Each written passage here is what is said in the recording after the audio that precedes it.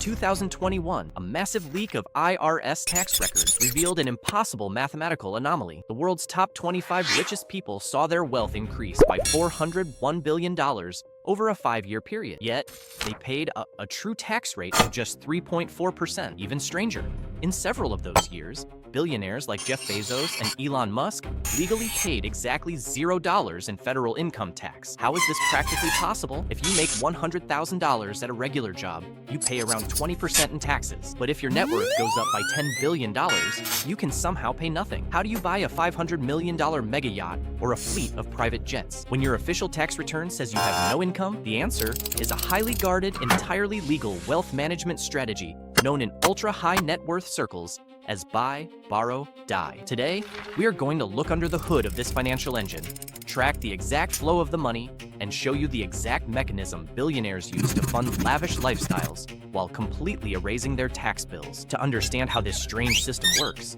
we have to unlearn how normal people make money. For 99% of the population, money comes from a paycheck.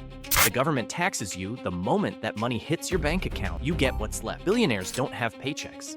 In fact, many famous CEOs take a salary of exactly $1 a year. Instead of cash, they are paid in assets, specifically company stock. And this introduces the single most important rule of the US tax code. The government cannot tax wealth, they can only tax income. If you own a painting, a house, or 1 million shares of stock, and its value goes up by $10 billion, you haven't technically made any money yet.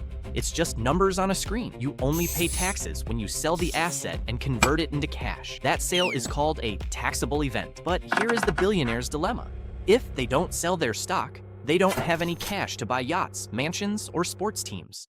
If they do sell their stock to get the cash, they trigger a massive 20% capital gains tax. So, how do they get the cash without triggering the tax? This is where phase 2 begins. The borrowing. Let's introduce our theoretical billionaire, Alex. Alex owns $100 million in startup stock.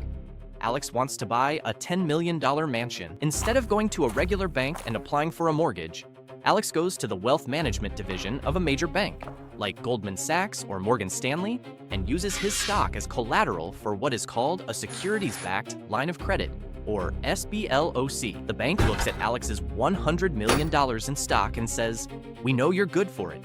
We will lock your stock in our vault as a guarantee, and we will give you a $10 million cash loan at an incredibly low interest rate, let's say 3%. Why is this the ultimate cheat code? Because according to the IRS, a loan is not income, it is debt, and you do not pay income tax on debt. Let's look at the actual math of what Alex just did. If he does this the normal way and sells $10 million of stock, he pays a 20% capital gains tax. That means $2 million in cash goes straight to the IRS. But by doing it the billionaire way and borrowing the $10 million, his tax rate is exactly 0%. He only pays the bank's 3% interest, which is just $300,000. By borrowing instead of selling, Alex just saved $1.7 million. And the best part? The bank doesn't even force him to pay back the loan right away. As long as his $100 million stock portfolio keeps growing faster than the 3% interest rate, the bank is happy to just let the loan sit there, compounding year after year. Alex uses the borrowed cash to buy the mansion, the yacht, and the cars. He lives like a king, yet on his tax return, his income is $0. The impossible math works, but there is one glaring problem left.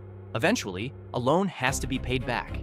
If Alex sells his stock to pay back the loan, he'll get hit with the tax bill he's been avoiding this whole time, unless he executes the final, most controversial phase of the strategy. Phase 3 is die. 50 years have passed. Alex has lived a life of absolute luxury, entirely funded by borrowing against his assets. His original $100 million stock portfolio has grown into $1 billion.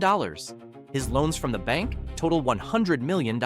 And then, Alex passes away. Normally, if you bought stock for $100 million and it grew to $1 billion, you owe taxes on the $900 million of profit.